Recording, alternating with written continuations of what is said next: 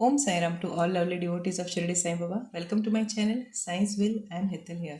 बाबा के श्री चरणों में शतशत नमन करते हुए आज की वीडियो की शुरुआत करते हैं and thank you so much to all for subscribing my channel. Thank you, love you. Om Sairam. आज बात करते हैं एक इंटरेस्टिंग टॉपिक के बारे में.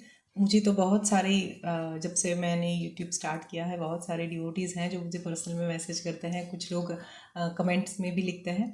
तो डेफिनेटली आप में से बहुत सारे डिवोटीज़ होंगे जो इस तरह से मैसेज रिसीव करते होंगे, या फिर आपके कोई रिलेटिव्स या फ्रेंड्स हैं वो भी आपको बोलते होंगे. ठीक है, तो उनके लिए एक मेरा जो मानना है ये मैं अपनी ओर से बताती हूँ. ठीक है, ऐसा कुछ भी नहीं है कि आप इस तरह से कीजिए आप, या फिर आपको ऐसे ही करना है. मैं सिर्फ अपने व्यूज़ या फिर जो मैं अपनी लाइफ में इम्प्लीमेंट करती हूँ वो मैं बताऊँगी.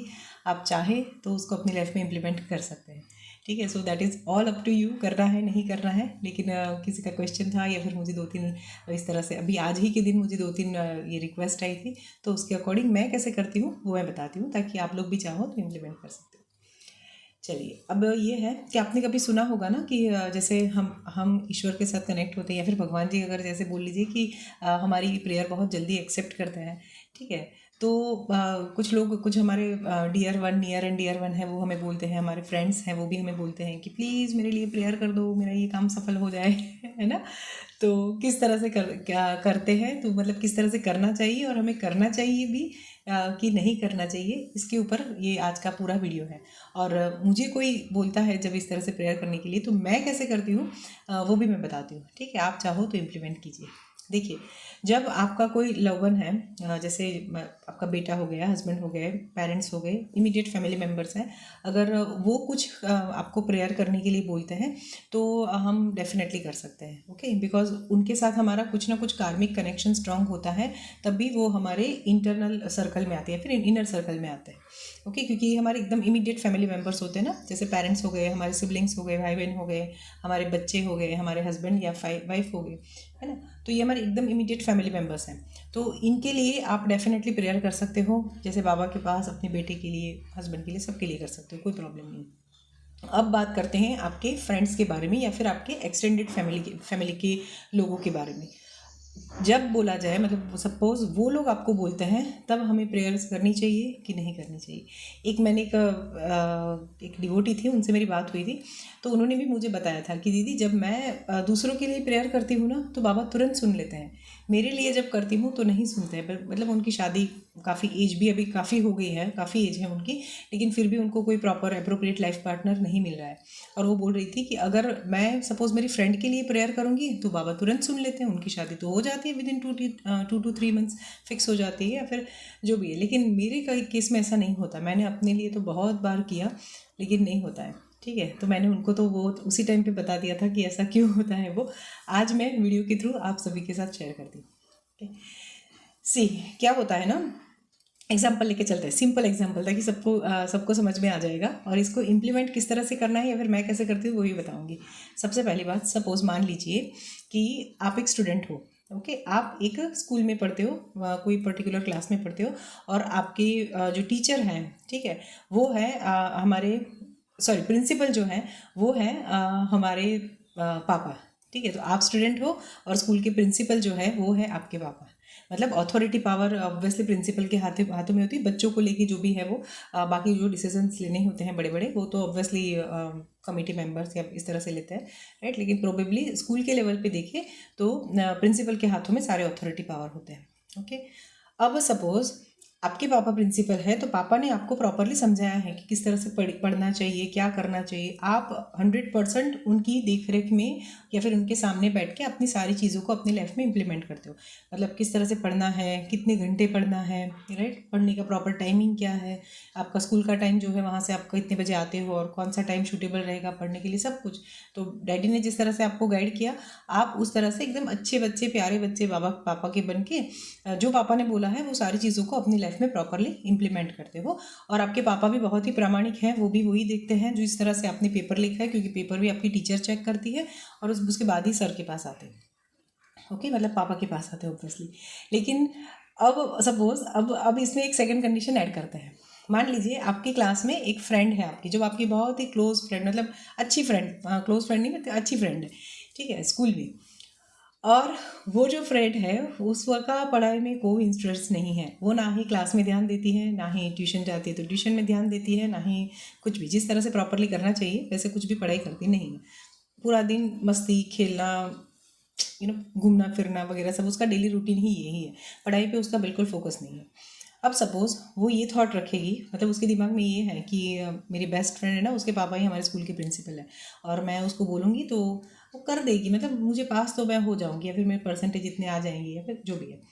तो अगर उस कंडीशन में अगर आप एज ए डॉटर, ओके, पापा की प्यारी बच्ची बनकर अगर आप अपने पापा के पास जाके बोलोगे कि पापा वो मेरी फ्रेंड है, आप प्लीज़ उसको ना एग्ज़ाम में पास कर दो, ठीक है, प्लीज़ ऐसे कैसे भी करके वो निकल जाए, उसका ये साल में अच्छे परसेंटेज आ जाए या फिर पास हो जाए, वॉट एवर आपने कोई भी एक पापा से डिमांड की, ठीक है, कि अपनी मेरी फ्रेंड है, वो मेरी बेस्ट फ्रेंड है, प्लीज़ आप पास कर दो।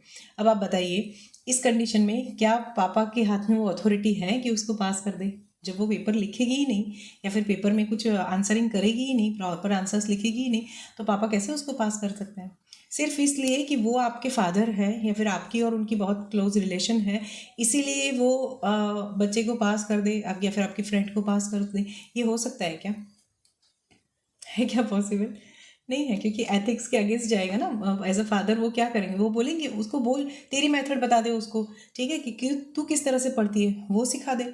वैसे ही वो अपनी लाइफ में इम्प्लीमेंट करना शुरू करेगी तो उसके उसके भी इसी तरह से मार्क्स आएंगे, 1-2 मार्क्स, 4-5 मार्क्स, 10-15 मार्क्स ऊपर नीचे, ठीक है, लेकिन होगी तो मेहनत तू जिस तरह से करती है वैसे सिखा उसको करने के लिए, ठीक है, लेकिन मुझे आके ये मत बोल कि उसने जो भी किया बस आप आप उसको पास कर दो, ठीक है, क्योंकि क्या होता है जब हम ये बोलते हैं ना एज अ फादर को, जब वो स्टूडेंट जो है वो बोलती है, बाप बेटी में जो रिलेशनशिप में है, जब बेटी बोलती है तो पापा क्या चाहते हैं, वो अपनी बेटी को नाराज़ भी नहीं करना चाहते क्योंकि वो इतनी डिसिप्लिन से रहती है, सब कुछ प्रॉपर करती है, तो वो दिल से वो चाहता है, लेकिन वो लड़की, वो जो बेटी है ना, उसने डिमांड ही गलत रखी, ठीक है, क्योंकि पापा को तो पता है कि वो जो दूसरी स्टूडेंट है वो किस तरह से करती है, वो क्या करती है, और पापा को ये भी पता होता है कि ये वो सामने वाली लड़की जो एक्स पर्सन है वो मेरी बेटी का मिसयूज़ कर रही है, क्योंकि एक्सपीरियंस है फादर को इतना, है ना, वो उन्होंने स्कूल में प्रिंसिपल है तो उनके सामने ऐसे कई बच्चे गए हैं और देख के समझ जाते हैं, राइट, अब समझे एकदम क्लियर एग्जाम्पल,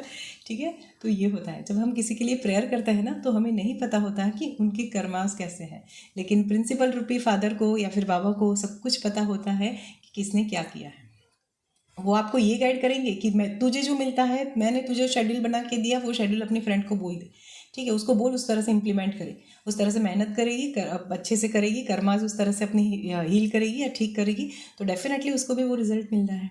लेकिन अगर वो नहीं करेगी और हम जिद करें कि नहीं बाबा ये कर दीजिए, कि नहीं बाबा उसे दे दीजिए, तो क्या होगा सोचिए, उस टाइम पे वो फादर की कैसी कंडीशन होती उस सिचुएशन में, स्कूल वाली सिचुएशन में। तो क्या हम चाहते हैं कि हम बाबा को उस कंडीशन में या फिर उस फेज़ में डालें? इमोशन के हिसाब से बता रही हूँ, ठीक है, मतलब मजबूर करें इन शॉर्ट कि नहीं आपको करना ही है, नहीं कर सकते, ओके। और हर एक आत्मा के इंडिपेंडेंट कर्मास होते हैं, राइट। तो हर कोई आत्मा अपने जीवन में चाहे सुख भोगती है तो भी अपने कर्मा से, दुख भोगती है तो भी अपने कर्मा से। और एक बात ये भी है कि अगर मान लीजिए आपकी लाइफ में ये लिखा हो ना, दो आई एम न्यूमरोलॉजिस्ट, तब भी मैं ये बात बोलती हूँ, बिकॉज कर्मा और भाग्य की एक स्टोरी है, आप कभी सुनना, या फिर अगर बाबा की कृपा होगी तो मैं इस पर वीडियो भी बनाऊंगी, ठीक है, जो मेरी दादी ने सिखाई थी हमें तो हमें इस तरह से रूड नहीं बनना है कि हम किसी के लिए प्रेयर नहीं करेंगे या फिर कुछ भी नहीं, ऐसे नहीं। मेरा कहने का मतलब ये है, ह्यूमैनिटी हमें रखनी है, प्रेयर भी करनी है, लेकिन हम कलेक्टिव प्रेयर करेंगे और वो सारी प्रेयर हम श्री चरणों में अर्पण कर देंगे, बाबा के श्री चरणों में अर्पण कर देंगे, और फिर बाबा जिनको चाहेंगे उनको वो ब्लेसिंग्स देंगे, ठीक है।